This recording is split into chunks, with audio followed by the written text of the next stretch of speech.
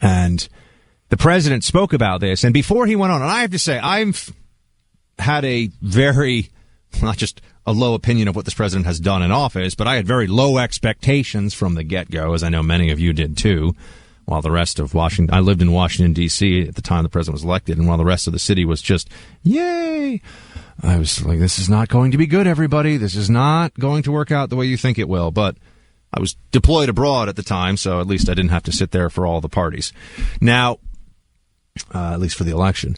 Now, going back to the president and how he handles this, we know that this administration in particular has a problem, has a sort of deep-seated need to slow roll anything that has to do with jihad. When we're talking about it, to sort of soften the blow, to talk about it in a way that just makes it seem a little less, I don't know. Islamic State is neither Islamic nor a state. They seem very set on making sure that we can't just call things for what they are. They think they do us some kind of a favor here. Or perhaps there's something else at work. And President Obama spoke about this terrorist shooting yesterday. He spoke about it, and before he went on, and we'll just play a very short clip from that, before he went on, I had thought to myself, well, is he really going to just say nothing? Is he just going to tell us that, of course, the nation mourns the loss of 4 Marines?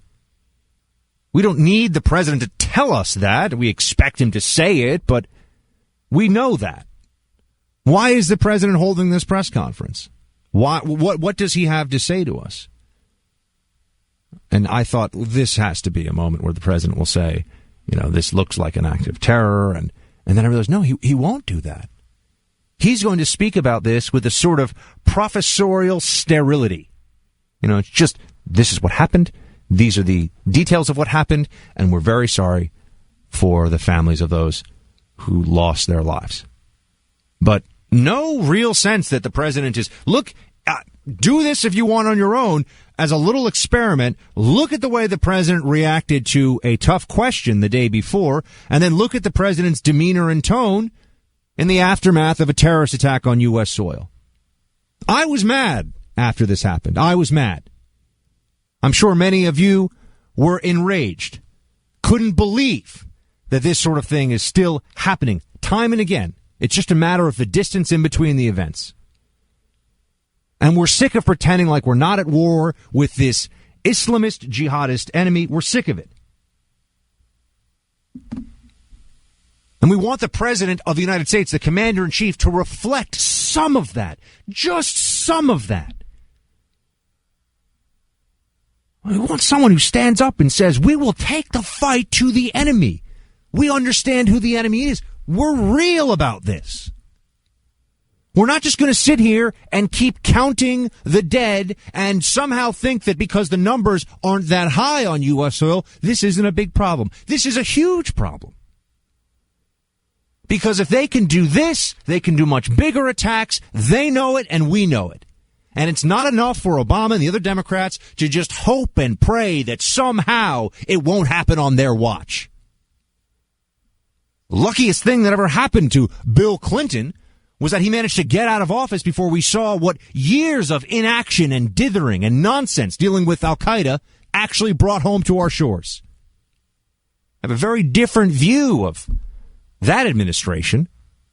And as we know, there were attacks. The attacks were abroad at first. It was on the USS Cole, and then it was on 2 embassies in Kenya and Tanzania. And we realized that there was this entity that was at war with us, but Clinton had other points of focus, shall we say. Now, some of you might have young ones listening, so we won't go into those points of focus right now. But it would be nice for us to feel like it would bring us together, I think, as Americans, to feel like while we are mourning the death of 4 Marines killed on U.S. soil, killed by a coward, an assassin, that the president would just show us that he's actually angry with the enemy.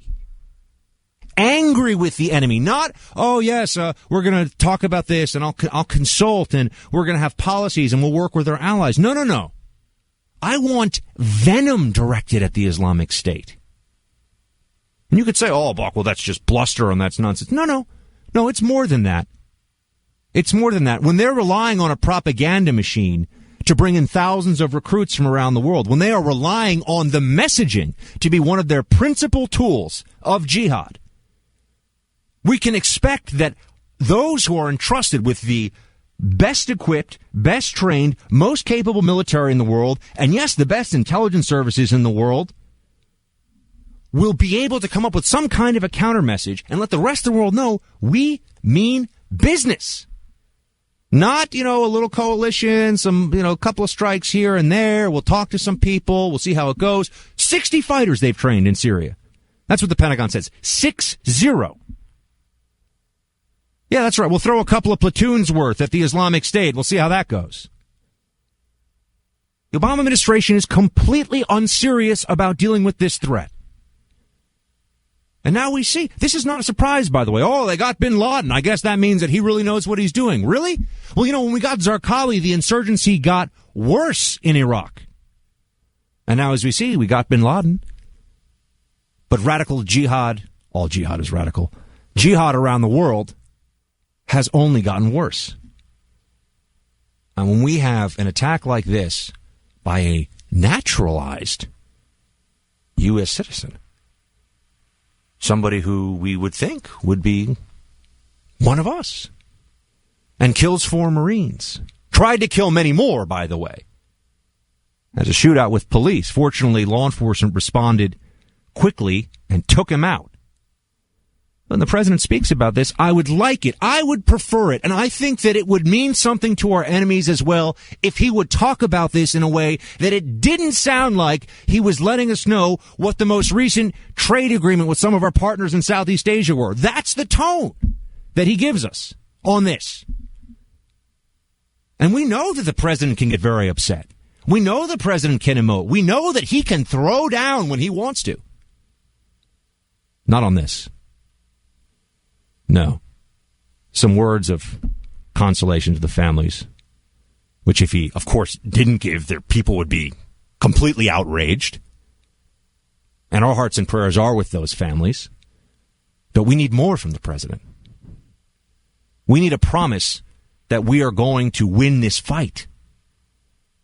We need someone who speaks about Islamic jihad the way some presidents in the past, and one in particular, spoke about fighting the Soviet Union, the evil of global communism, and understanding what that battle entails, and knowing that there will be setbacks, there will be mistakes, there will be cost to that. But the alternative is allowing us to fall into darkness, and generations, untold hundreds of millions, just like behind the Iron Curtain, living in misery and slavery. Slavery to a statist, authoritarian overlord. That's really what's at stake. And I know that nobody in this administration wants to talk about it that way. They make it sound like, well, let's just hold another conference in Switzerland. No, we can keep holding conferences in Switzerland. And we can keep doing the bare minimum against the Islamic State on its home turf. We know where its capital city is. Oh, we don't want to do anything, though. Do the bare minimum, and this is what you get. They are bleeding us, and meanwhile, we are losing, as a people, as a nation, we are losing our own faith in who we are and what we can do. We're supposed to be the last great hope. What happens if we lose hope? What happens if we no longer have belief in our role in the world because we just keep getting hit, and we keep getting hit, and we retreat, and we are bled time and again?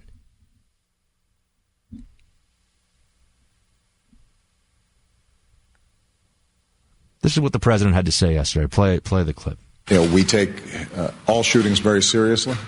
Obviously, when you have an attack on a U.S. military facility, then we have to make sure that we have all the information necessary to make an assessment in terms of how this attack took place and what further precautions we can take in the future. Is the president talking about a physics problem? Is this multivariable calculus? Listen to the way he speaks about it. We take all shootings seriously? Is he serious? That's how he speaks about this? We have 4 Marines that are dead, murdered. Another one of our military personnel clinging to life as of last night. And he says, we take shootings seriously. Well, I'm very thankful, President Obama. I'm thankful that the person who's supposed to be the leader of the free world takes it seriously when there's a terrorist attack on U.S. soil. Who doesn't want to call it that, refers to it as a shooting. Well, if it's just a shooting, how is it different than any of the shootings, any of the drive-bys that occur in Chicago or in New Orleans or in Memphis or in Newark or in L.A. or wherever? There's shootings all the time. We're going to call this a shooting? We know it's a shooting, but we also know it's something else. I see this on all these websites and on all these news channels. These questions. Could it have been? Could it have been instigated by faith? Why would he do this? Why would this shooter do this? What do you think? What is the message that is sent to those who are thinking about doing this, to those who have already radicalized? They believe that they will achieve paradise if they kill infidels in the name of the Islamic State. And there are many of them, not just around the world, but in this country as well. What message do you think it sends when they see our society, they see our president, and they're, we don't want to offend, and we don't want to talk about this in a way that offends, so let's just, really? That lack of conviction is an invitation to more bloodshed.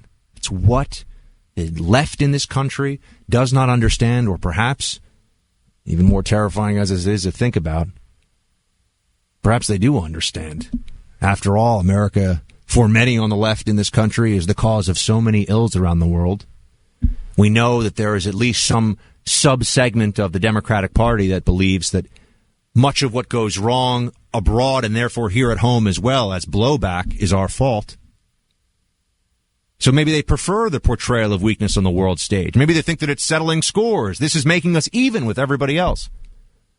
Well, if that's the case, we should all know, and they should be willing to tell us, and not hide behind platitudes and pretend to get into the details of analysis when the big picture is so clear. The jihadists are at war with us, my friends. I think it's time that our leadership declares that we are really at war with them. Back in a minute.